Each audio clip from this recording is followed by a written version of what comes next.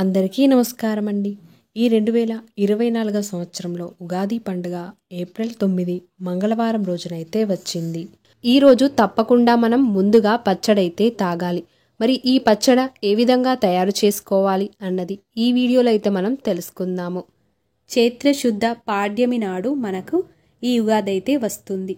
మరి ఉగాది రోజున మనం చేయవలసిన పూజా విధానం, ఏ విధంగా దేవుణ్ణి పూజించుకోవాలి, వాటన్నిటిని గురించి ఆల్రెడీ వీడియో అనేది అప్లోడ్ చేశాను. డిస్క్రిప్షన్లో లింక్ ఇస్తాను.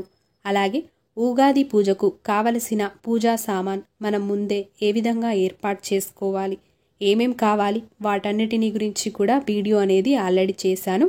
డిస్క్రిప్షన్లో లింక్ ఇస్తాను.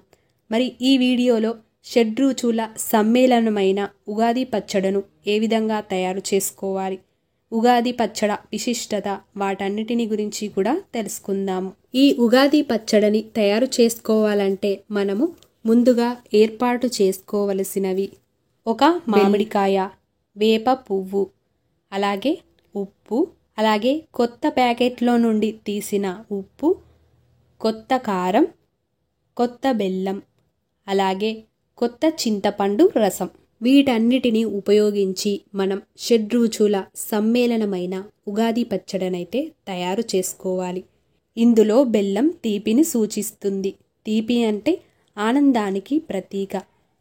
అలాగే ఉప్పు జీవితంలో ఉత్సాహాన్ని చూపిస్తుంది. ఇది రుచికి సంకేతం. వేప పువ్వు చేదును సూచిస్తుంది. అంటే బాధ కలిగే అనుభవాలన్నిటినీ కూడా మనం ఈ సంవత్సరంలో చూస్తాము. చింతపండు పులుపును సూచిస్తుంది. నేర్పుగా వ్యవహరించవలసిన పరిస్థితులు మన జీవితంలో వస్తాయి.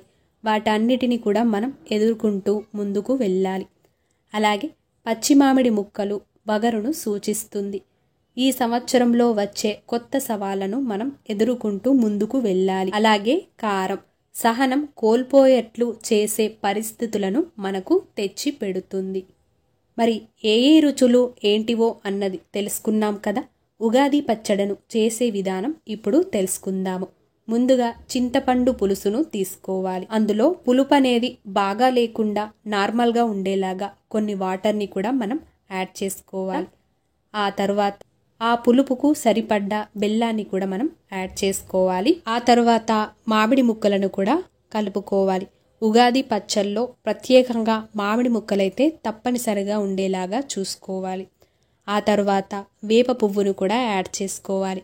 కొందరు ఉగాది పచ్చడలో బాగా చేదుగా ఉంటుందని కొందరు వేప పువ్వు వేయకుండా మానేస్తారు. కానీ వేప పువ్వు ఉగాది పచ్చడలో తప్పనిసరిగా వేసుకోవాలి. అలాగే కొద్దిగా కారం, ఉప్పును కూడా వేసుకొని బాగా కలుపుకోవాలి. ఇంతే, మనకి ఉగాది పచ్చడ తయారైపోయినట్టే. ఈ షడ్రుచుల సమ్మేళనమైన ఉగాది పచ్చడని మనం ఈరోజు మొట్టమొదటగా ఏ పదార్థం తినకుండా ఈ ఉగాది పచ్చడనే మనం తాగాలి. ఈ ఉగాది పచ్చడ తాగేటప్పుడు ముందుగా ఏ రుచి అయితే మనకి నాలుకకి తగులుతుందో ఆ రుచి ఆ సంవత్సరం అంతా కూడా అలానే ఉంటుందని అందరి విశ్వాసం. అలా అని వేప పువ్వు నోట్లోకి వస్తే వేప పువ్వు తీసుకోకుండా మిగిలిన రుచి అయితే తీసుకోకూడదు. అన్నీ కూడా ఒకేసారి నోట్లోకి తీసుకోవాలి. ఉగాది పచ్చడలాగా మన జీవితం ఒకేలాగా ఉండదు.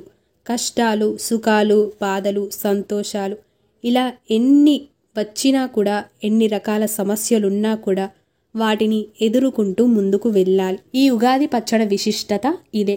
అంటే మన ఈ సంవత్సరం అంతా కూడా మన జీవితంలో వచ్చే కష్ట సుఖాలు అన్నిటినీ కూడా ఎదుర్కొంటూ ముందుకు వెళ్ళాలనే ఈ ఉగాది పచ్చడ అర్థం. ఇంట్లో చేసుకునే వాళ్ళైతే ఇంట్లో చేసుకొని తాగండి. లేదంటే మనం ఏ గుడికి వెళ్ళినా కూడా గుడిలో తీర్థంగా ఉగాది పచ్చడనైతే ఇస్తారు. గుడిలో కూడా తాగినా పర్వాలేదు. ఈ వీడియో మీకు నచ్చినట్లయితే తప్పకుండా మీ యొక్క లైక్తో నాకు సపోర్ట్ని తెలియజేసి మరిన్ని వీడియోస్ కోసం మన ఛానల్ని సబ్స్క్రైబ్ చేసుకొని పక్కన ఉన్న బెల్ ఐకాన్ని కూడా క్లిక్ చేయండి. ధన్యవాదములు.